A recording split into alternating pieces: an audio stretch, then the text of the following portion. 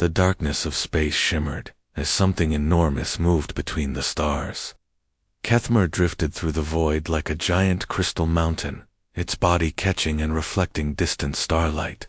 The creature was 12 feet tall and made of what looked like living diamond. Its hard shell could survive the explosion of suns, and its power could turn entire planets into dust. For thousands of years, Kethmer had been the most dangerous thing in the galaxy. No other creature had ever fought it and lived. Even the great space councils were afraid to speak its name out loud.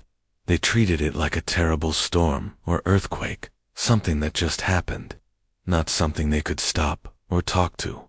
Kethmer moved slowly through space, looking for something to hunt. It had been many months since its last kill, and it was getting restless. The creature did not hunt because it was hungry. It hunted because that was what it did. That was what it had always done. Then its senses picked up something new. A small ship was floating near the edge of known space, far from any trade routes or colonies. The ship was tiny compared to Kethmer, barely bigger than the creature itself. Strange markings on the side showed it belonged to humans, a species Kethmer had heard about but never bothered to hunt before. Humans were supposed to be weak. They had no claws, no thick skin, no natural weapons at all. They were so fragile that even small changes in temperature could kill them. Kethmer had always thought they would be too easy to bother with, like crushing an insect, but now one was here, alone and helpless, perfect for a quick hunt. Kethmer moved closer to the human ship. It could see inside through the metal walls, the way it could see through most things. There was only one human inside, a female sitting at a table covered with strange devices. She was even smaller than Kethmer had expected, with thin pale skin and no visible weapons or armor. The human looked up as Kethmer approached, but she did not try to run or hide. This surprised the creature. Most things tried to run when they sensed it coming. Kethmer decided to make its presence known. It reached out with one crystalline arm and tore a hole in the ship's wall, peeling back the metal like paper. Air rushed out into space with a whistling sound, and emergency lights began flashing red inside the ship. The human female, her name was Dr. Ji-Woo Park. Though Kethmer did not know this yet, looked up from her work table. Kethmer expected to see fear in her face, the same terror it saw in the eyes of all its prey. Instead, her expression was completely different. She looked interested.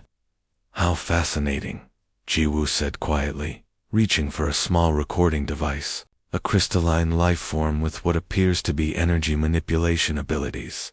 "I've never seen anything like this before." Kethmer stopped moving. This was not the reaction it was used to. The tiny human was not screaming or begging for mercy. She was not even trying to escape. She was studying it.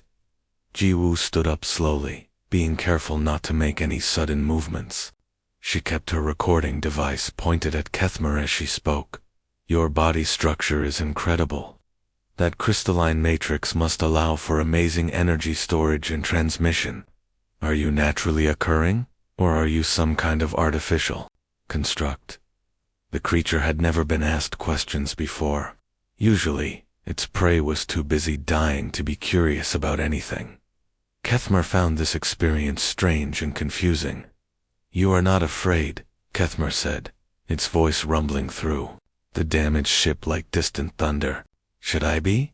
Ji-Woo asked, continuing to record. "You're clearly capable of destroying this entire ship without effort, but you haven't done it yet, which suggests you have some level of intelligence and restraint. That makes you far more interesting than simply dangerous." No one had ever called Kethmer interesting before. They had called it terrible, devastating, unstoppable, but never interesting. Ji-Woo moved to another part of her laboratory, gathering up more recording equipment. "I'm Dr. Ji-Woo Park, xenobiologist, with the Human Deep Space Research Division. We study life forms from across the galaxy, but we've never encountered anything quite like you." She began taking readings with various instruments, seemingly by the fact that her ship was damaged and losing air. Your energy signature is off the charts, and the way you move through space without any visible propulsion system. Are you manipulating gravitational fields somehow? Kethmer watched this small fragile creature work with growing confusion. Every other being it had ever encountered either fled in terror or attacked in desperation. This human was doing something completely new. She was trying to understand. The air in the ship was getting thin, but Jiwoo kept working, occasionally pausing to put on an oxygen mask before continuing her observations. She treated Kethmer's overwhelming presence not as a death sentence, but as the discovery of a lifetime. For the first time in eons, Kethmer found itself genuinely curious about its prey. This weak little human was behaving in ways that made no sense at all. Kethmer decided the human needed to understand what it was dealing with. The creature gathered energy in its crystalline body until it glowed like a small star. Then it released all that power in one focused blast at the ship's main engine. The explosion was tremendous. Sparks flew everywhere as the power core burst apart. All the lights went out at once, leaving only the red glow of emergency systems. The ship's life support systems made terrible grinding noises as they shut down one by one. The air would run out soon. Now surely the human would be afraid. But when Kethmer looked inside the darkened ship, Jiwoo was not screaming or crying. She had pulled out a small flashlight and was examining the destroyed engine with the same calm interest she had shown before. Very impressive energy output, she said to herself, making notes on a small device. The way you focused that much power into such a precise beam suggests incredible control. Your crystalline body must work like a giant lens. Jiwoo moved around the damaged ship, opening panels and pulling out tools. She worked quickly, but without panic, like a doctor treating a patient. The air was getting thinner, but she seemed to barely notice. Kethmer watched with growing confusion as the small human began connecting wires and moving equipment around. She took parts from broken machines and used them to fix other machines. When one system failed, she found a way to make another system do the same job. This was not how prey was supposed to behave. Kethmer decided to try again. It gathered more energy and shot another deadly beam at the human. This one should turn her to dust instantly. But somehow Jiwoo was not where the beam hit. She had moved behind a wall made of metal plates torn from other parts of the ship. The energy blast hit her makeshift shield and scattered in all directions, most of it deflecting harmlessly away. Interesting, Jiwoo said, checking her shield for damage. Your energy travels in waves, just like light or sound. If I angle these plates correctly, I can redirect most of the force. She adjusted the metal plates, testing different angles. This is definitely a natural ability. If it was artificial, the energy pattern would be more regular. Kethmer was starting to feel something it had not experienced in thousands of years. Frustration. This tiny, weak creature was supposed to die quickly, so Kethmer could move on to find better prey. Instead, she kept finding ways to survive. The creature tried a different approach. It used its power to bend and twist the ship's walls, trapping Jiwoo in a small corner with no way out. The metal walls closed around her like a cage, but Jiwoo looked up at the ceiling and noticed something. Air vent, she said simply. She climbed onto a chair, removed the vent cover with a tool from her belt, and squeezed through the narrow opening. Kethmer sealed all the air vents immediately. Jiwoo emerged from a different part of the ship and went back to her laboratory equipment. She mixed several chemicals together in a container, creating a reaction that produced breathable air. Basic chemistry, she explained to no one in particular. Oxygen can be extracted from many common compounds. The human put on a simple breathing mask connected to her homemade air supply and continued working. Every time Kethmer attacked, Jiwoo found a solution. When it crushed part of the ship, she reinforced other parts.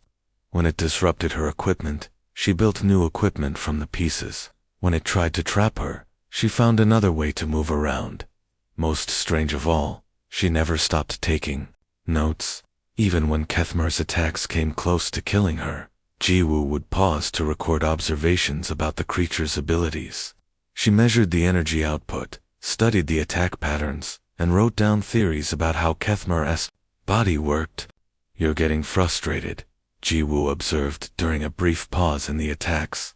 "Your energy blasts are becoming less focused. That suggests you have emotions, not just instincts." This comment surprised Kethmer more than anything else. The creature had never thought about whether it had emotions. It had never needed to think about such things. "Why do you not fear me?" Kethmer asked, its voice shaking the damaged ship. Jiwoo looked up from repairing another system. "Fear would not help me survive this situation.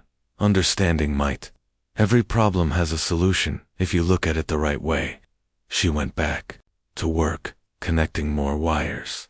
"Besides, you could have destroyed this entire ship in the first few seconds. The fact that you're taking your time suggests you're curious about me too." Kethmer realized the human was right. It could have simply crushed the entire ship immediately. But something about Jiwoo's strange behavior made it want to see what she would do next. The creature had encountered thousands of different species across the galaxy. They all reacted the same way, with fear, anger, or desperation. This human was doing something completely new. She was treating Kethmer's overwhelming power not as a threat to be feared, but as a puzzle to be solved. For the first time in its long existence, Kethmer found itself genuinely curious about its prey. This weak little human was proving far more interesting than any of the mighty warriors and powerful creatures it had defeated before. Jiwoo wiped sweat from her face as she connected two broken wires together. Sparks flew from the damaged circuit, but she did not pull her hands away. She worked steadily, even as the heat burned her fingers. "You know something," she said, as if she was talking to an old friend, instead of a creature trying to kill her. "You remind me of stories my grandmother told me when I was little. She used to talk about the great hunters on Earth, tigers in the jungle, sharks in the ocean, polar bears in the ice." Kethmer listened to this strange conversation. It decided to show the human what real power felt like. The creature reached out with its energy and pressed down on Jiwoo, using the same force that could crush mountains. The pressure hit Jiwoo like an invisible weight. Her knees bent and her breathing became difficult. Sweat poured down her face as she struggled to stay standing. But she did not stop working. Her hands moved slower now, but they kept moving. "The thing about those great hunters," Jiwoo continued, her voice strained but steady, "is that they were always alone. When you are the strongest thing in your world, you have no friends, no one to talk to, no one who understands you." She paused to catch her breath under the crushing weight.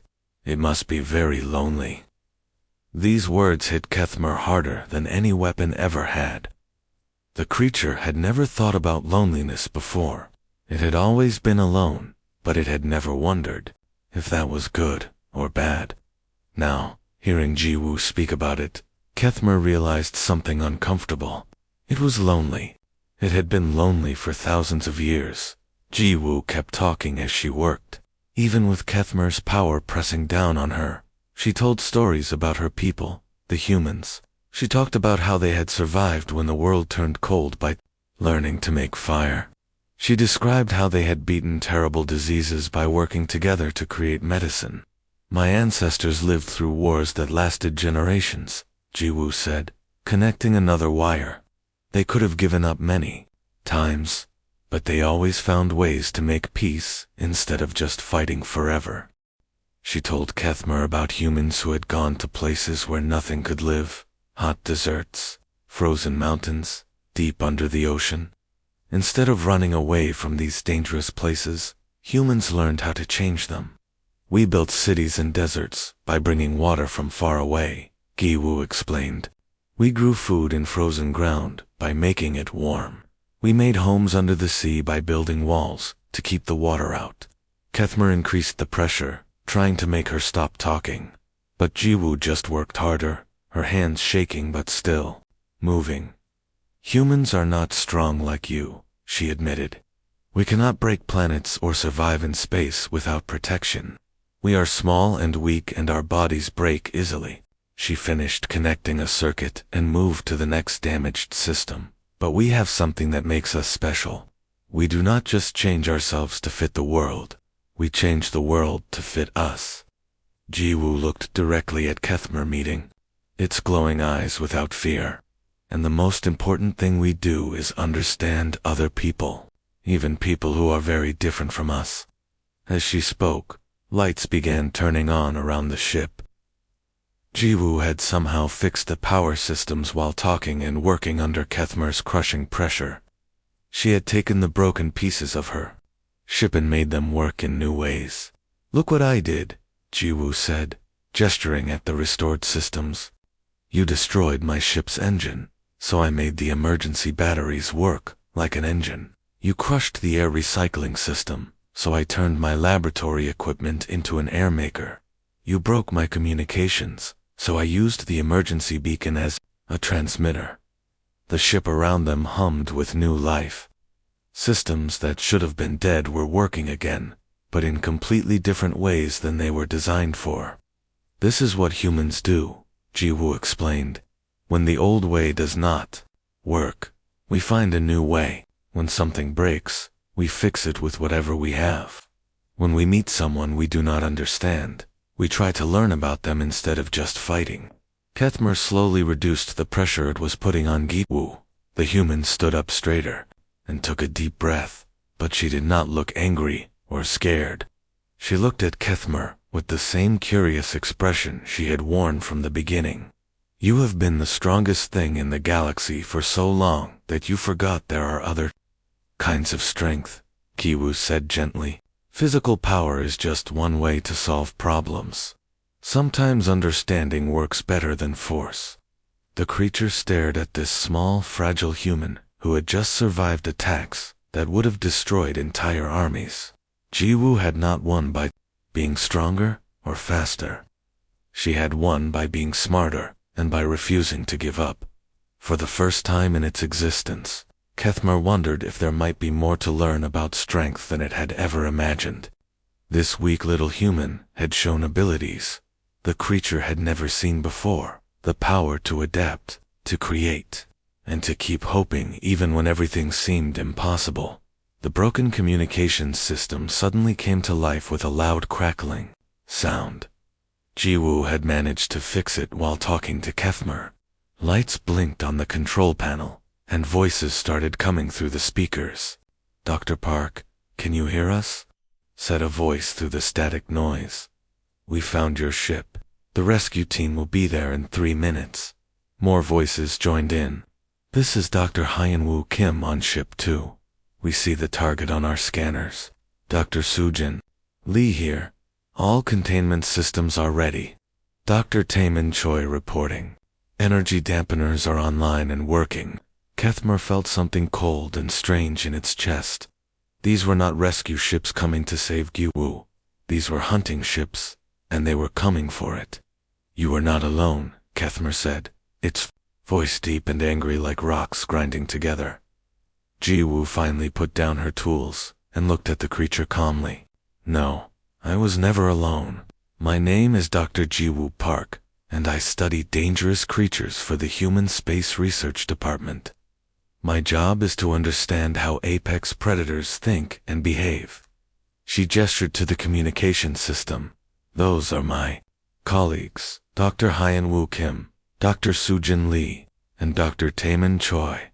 We have been watching you for many months, learning your habits. Outside the ship, new lights began to appear in the darkness of space. Human vessels materialized from seemingly nowhere, surrounding Kethmer from all directions. The creature realized it had walked into a carefully planned trap. You were tracking me, Kethmer said. It was not a question. For 8 months, Jiwoo confirmed. You follow very clear patterns when you hunt. You always choose isolated targets. You always approach from the same angle.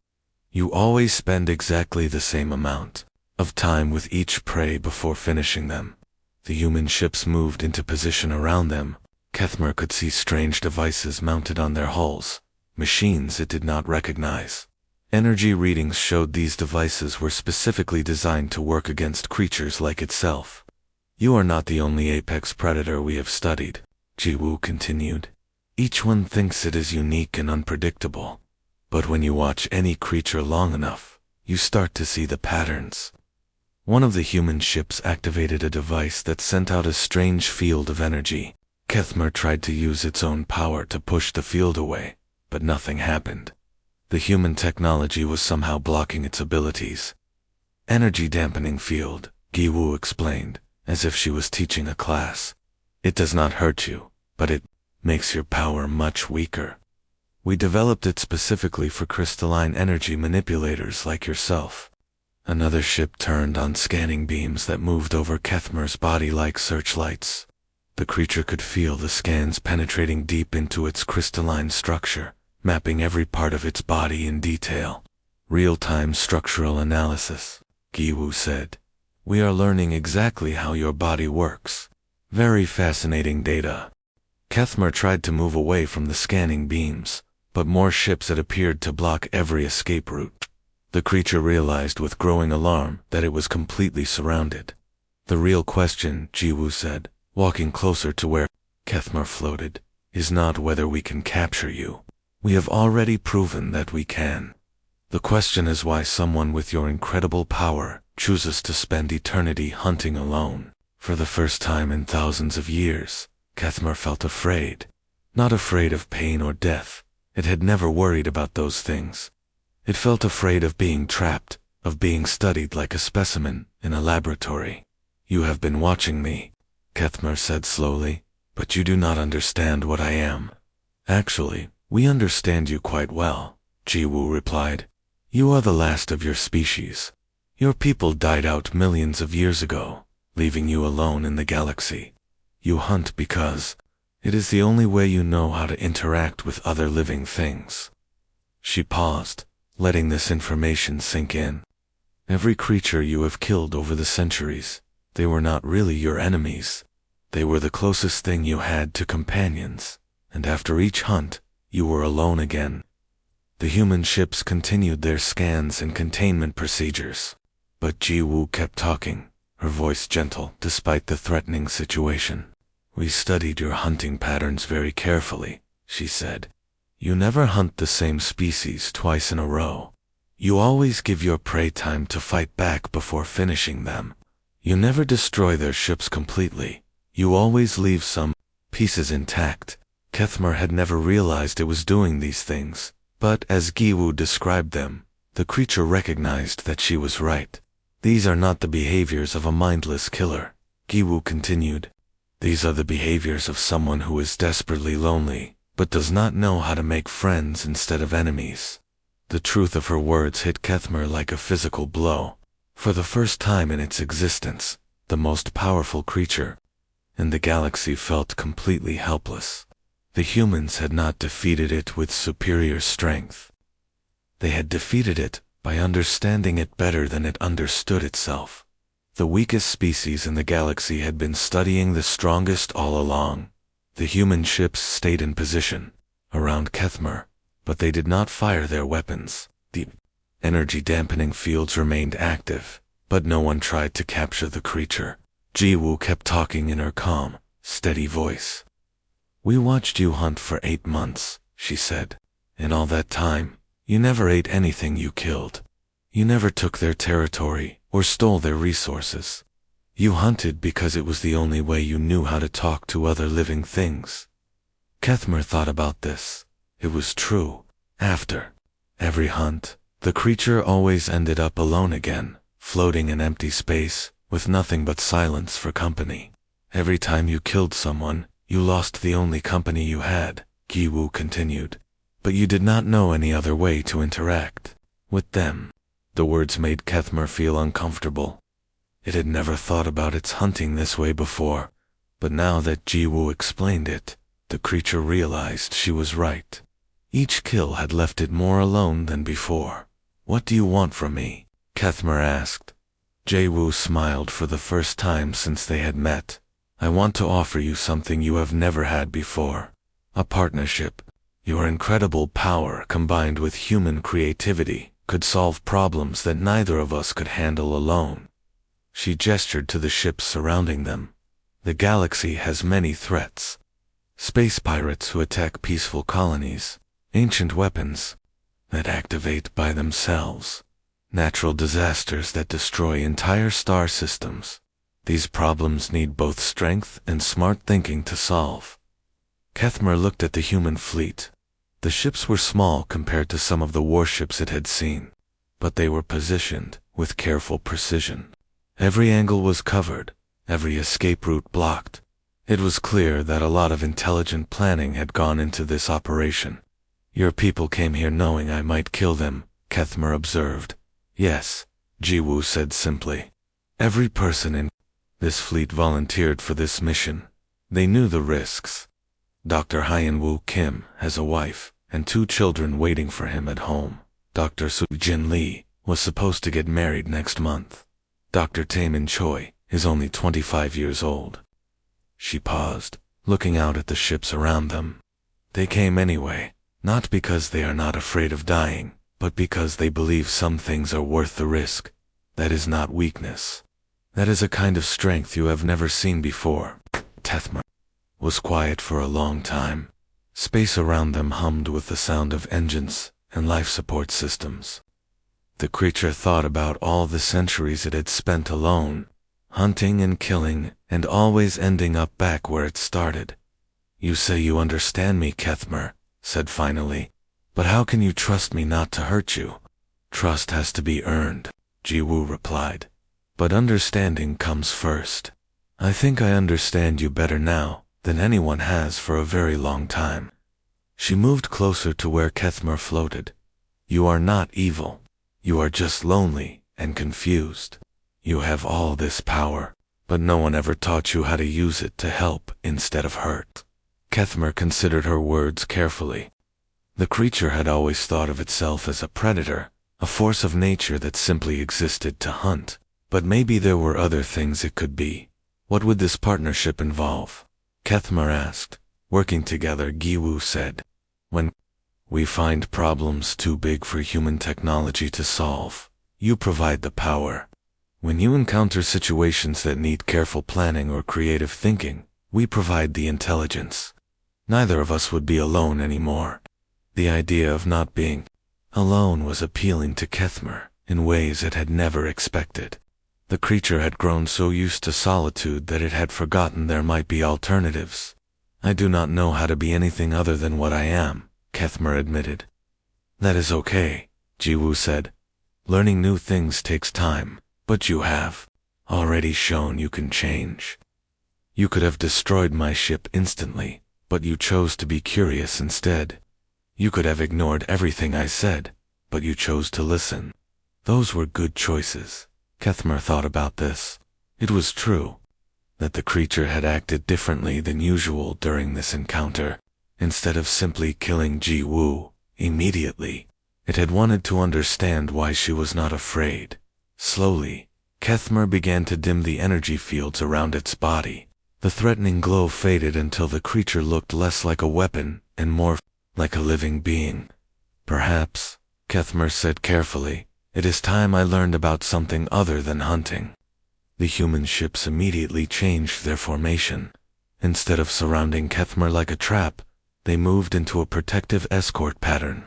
The energy-dampening fields remained active, but at lower power, enough to prevent accidents, but not enough to make the creature feel imprisoned.